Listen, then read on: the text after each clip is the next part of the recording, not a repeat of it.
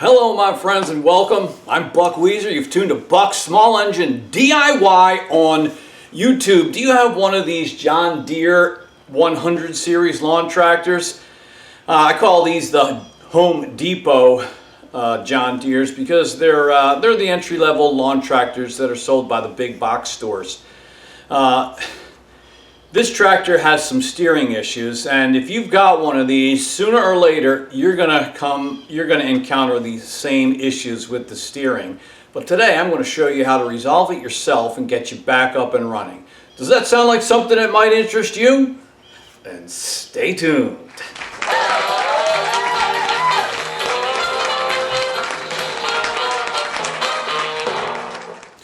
So can we talk about something first before we get into the repair? There's a common misconception, the idea that these tractors are made by MTD and then just painted green and put the John Deere sticker on it. That is not true. These are not made by MTD. They're not the same as a Troy-Bilt, Husqvarna, Craftsman, Yard Machines. These are made by John Deere. They're made in their Greenville, Tennessee manufacturing plant. That plant opened in 1988, and they've put out over 5 million pieces of equipment.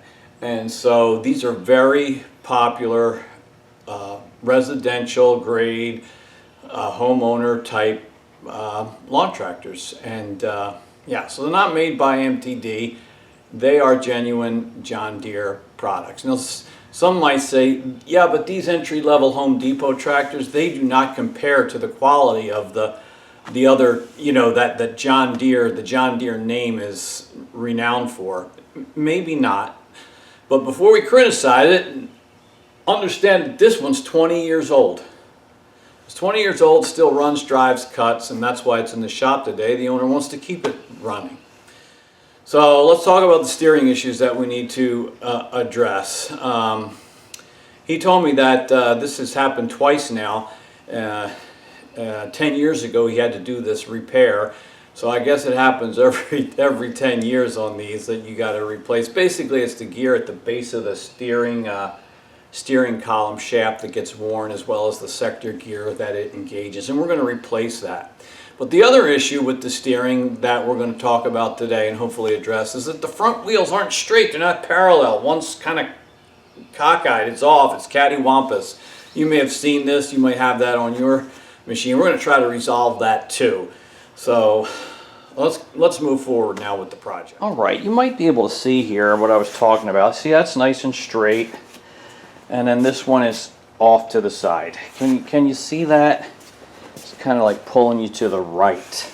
Now this is not a real big problem because you're going 3 miles an hour on grass, right? It's not a major problem. I guess perhaps it could make the bushings on the spindle wear out prematurely, or maybe your tire tread wear out prematurely. But mostly for people like me with obsessive, you know, OCD, we just don't like it because we know it's not right. And you see what it is these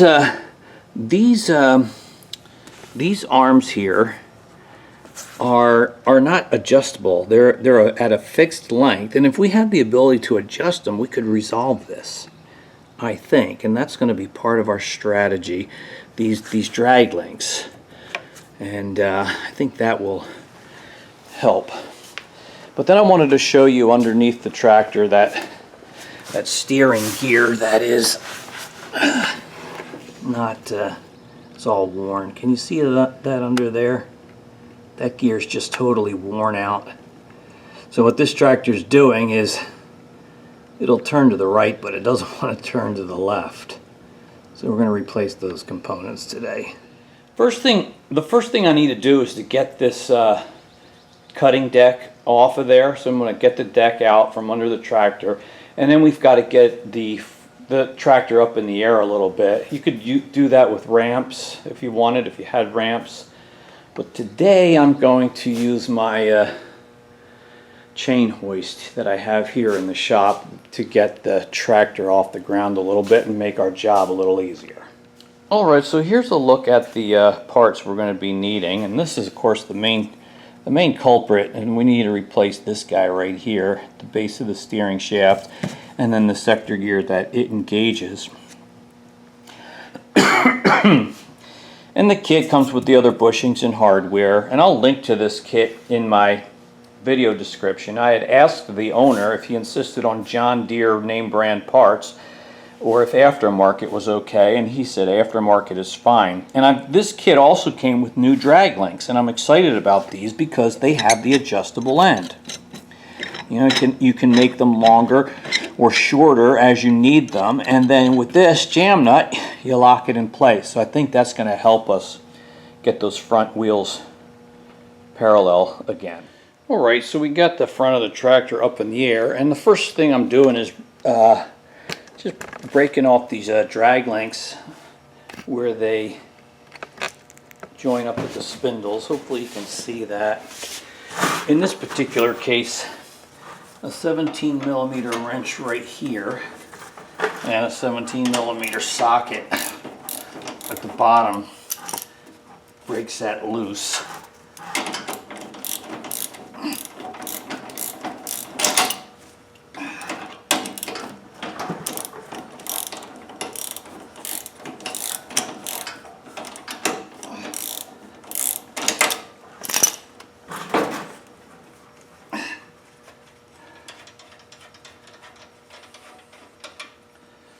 Alright, and that one comes loose. And then this is just flopping around here. We'll take down the sector gear before we disconnect the links from that. So I'll do this one on the other side, and that step will be done. Alright, so here underneath, we're going to clean off some of the grease built up on that guy so that we can see it better and get a socket on it.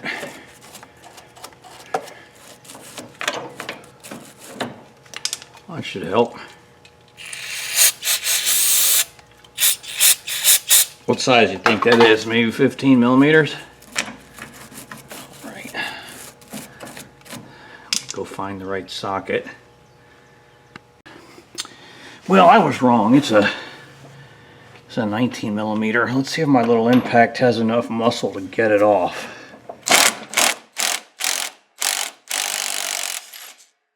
Indeed it does.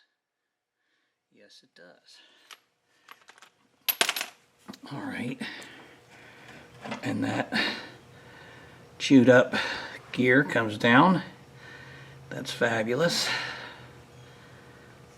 Wonderful.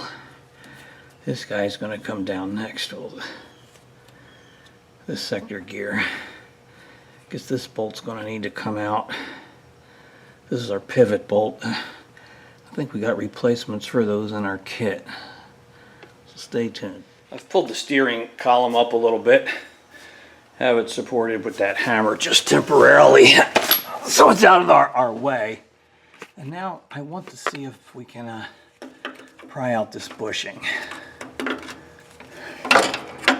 Oh yeah, that's it. We got a new one of these in our kit. Now I may need to reach up this way with a wrench or something to get on the other side of this, and maybe here too, reaching in that way. So that could be a little tricky. I'll have to do that with 2 hands. So I'll put the camera down for that, but this is coming off. And this is also coming off. Well, here's our here's the old component, and these teeth are very, very worn. And of course, you could see earlier I showed you this piece is very, very worn. So we need to replace both of those. So here's our new drag links up beside the old ones, and these are marked with R and L for right and left, and I suppose that's right and left as you're sitting in the driver's seat. Okay, so I'm going to connect these drag links to the sector gear while it's up here on the bench, because it's hard to do once you if I were to install this first. So on these new ones, I got a 13 millimeter to hold that in place. And then this nut, which we're reusing from the other drag links, is 17.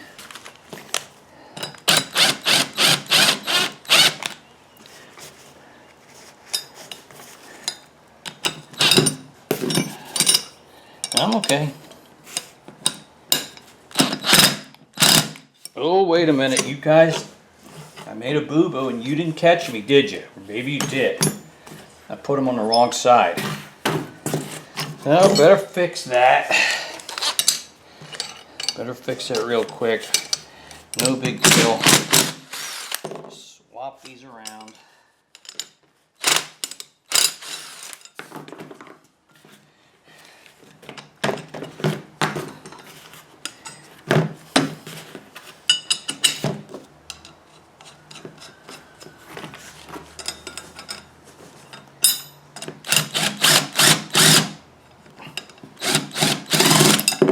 On here, turning it the wrong way.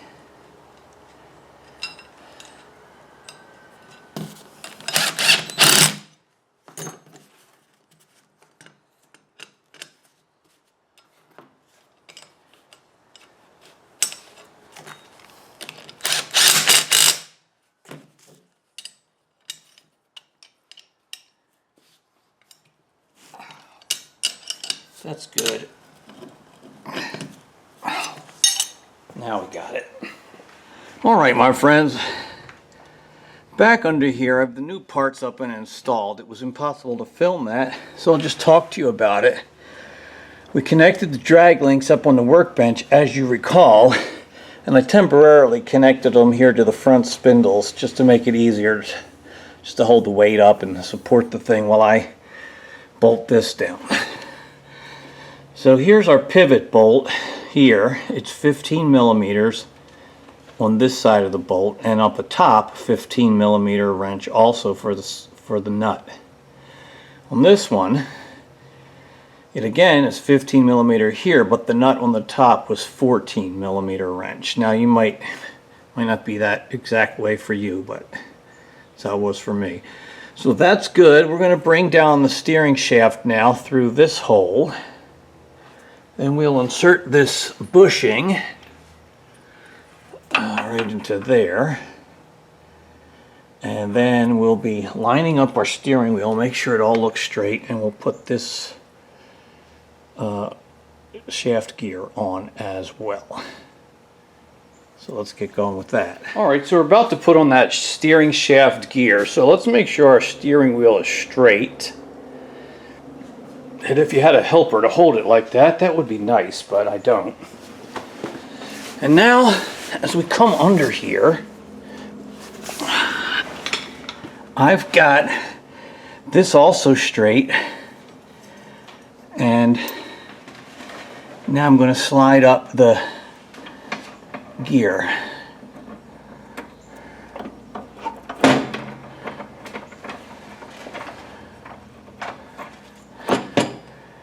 Like that. I think that's straight, and then I'll put the nut on. I applied a little bit of anti-seize lubricant to the threads of the steering shaft, and I'm gonna have to put the camera down, but that is we'll put the nut on with the 19 millimeter impact. Alright, that's really everything we need to do down here. I cleaned this up. It was really greasy and dirty, and I cleaned that up before we installed it. I don't think this needs a lot of grease. It had a lot of grease on it before, and that didn't stop it from wearing out, but I did wipe a little bit of grease here where I can see it rubs a little bit. But I just don't feel the need to load the thing up with grease. Grease just collects dirt, debris, grass. And I don't really think that's necessary. And you know, with this new gear and new teeth here to meet it, this is going to work really well. Okay, actually, you know, before I put it on the ground, might be easier to try to line these wheels up. So I got the steering wheel straight, and I started with this wheel over here, and I've got that pretty much straight too. However, when you come over here, that wheel is kind of going inward or turning to the right, so I would need to lengthen that that guy right there. I don't know how much play that I have. There's 5 or 6 threads already visible there, but if I make that a little bit longer, should move that wheel a little bit to the left, and it'll straighten out. So let's try that while we have it up in the air and it's easy to access, and then we'll put it on the ground and see how it looks. I need that tire to come out a little bit, so I need to take this off and then rotate this counterclockwise to take it out a little bit farther.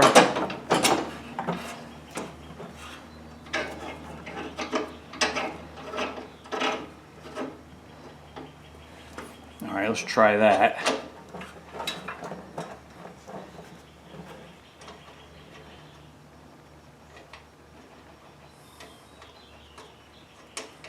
Might be a little different once we get it on the ground.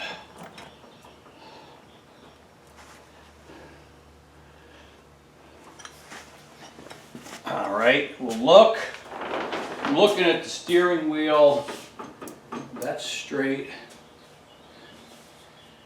Looks like it could come out a little bit more, but it's certainly a lot better than it was. You might not be able to tell.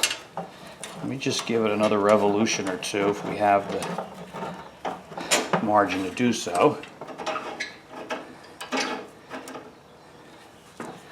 Like that.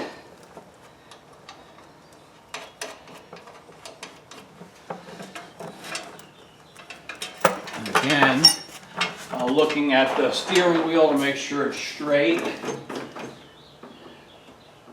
That looks good there. And now from standing here at the back of the tractor, I would say both of those front wheels look parallel and look straight. So we'll tighten those down, then we'll put it on the ground and check it again. Hey, one final note. It just occurred to me that here at the spindles, I was bringing the drag links up through the bottom and putting the nut at the top, and then I just remembered that it was the other way around on the originals, going down from the top with the nut on the bottom. So I think I'm going to swap that around. Does it make any difference? Probably not. I swapped this around. The only difference I can see is it puts the drag link bar just up a little higher, and that will make sure it stays clear of the deck belt and deck pulley. So I swapped this around like that, and I'm going to do the same over here. Probably doesn't matter, but I'm going to put it back the way it was, just as one final step.